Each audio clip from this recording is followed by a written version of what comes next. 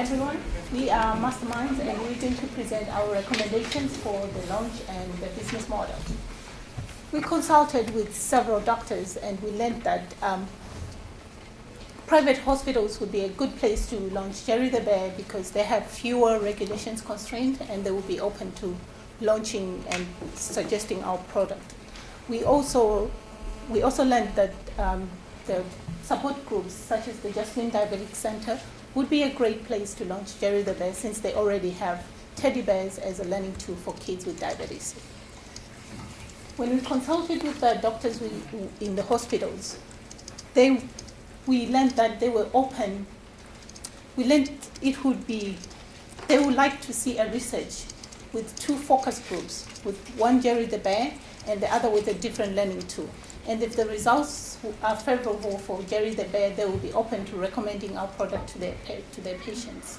Also, the data collected by Jerry the Bear would be a great use for the doctors, and we can use the leverage to try and persuade doctors to recommend Jerry the Bear to their patients.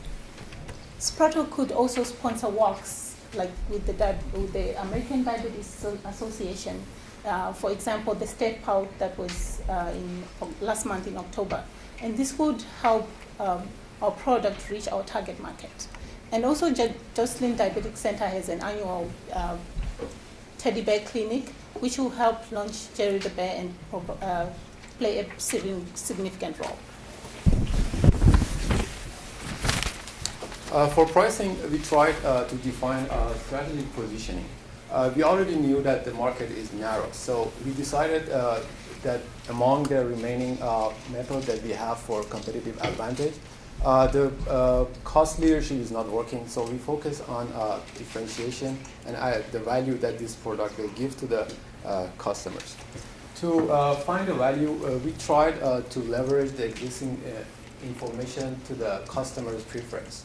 And we found that based on some elements that we considered, value of the Jerry the Bear is higher than the value of Leapfrog as a competitor. But this was not sufficient, and we tried to quantify the value by a survey. So the basis for our survey was that we wanted to see how much our customers are willing to pay for Jerry the Bear, so value-based pricing.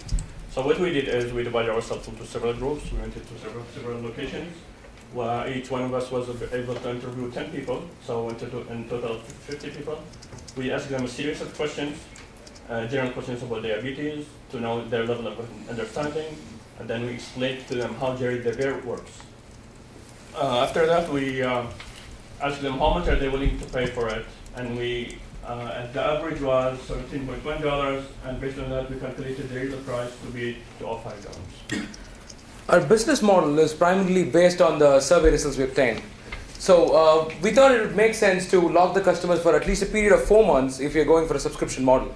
So we are claiming an upfront cost of $24.99 and with a subscription price of $14.99 per month. So the customers are locked onto the product subscription for 4 months, and after that they're free to return the product if they don't like it, or they could hold on to the product and continue paying $14.99 for the remaining 8 months. So after a period of 12 months, they own Jerry the Bear. We are also giving them another flexibility, but this is hoping that Spratle comes up with other stuffed animals.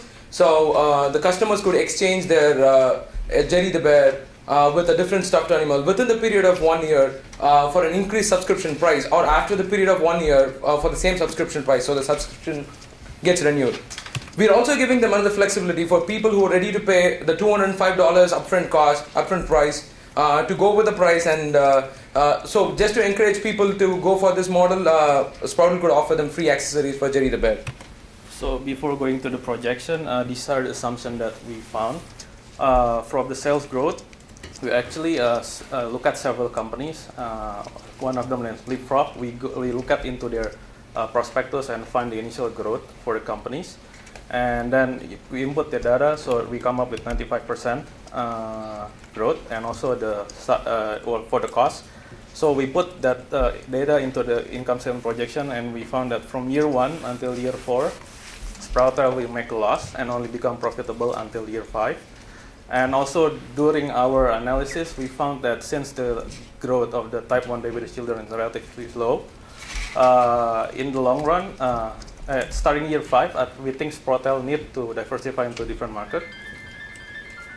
Thank you.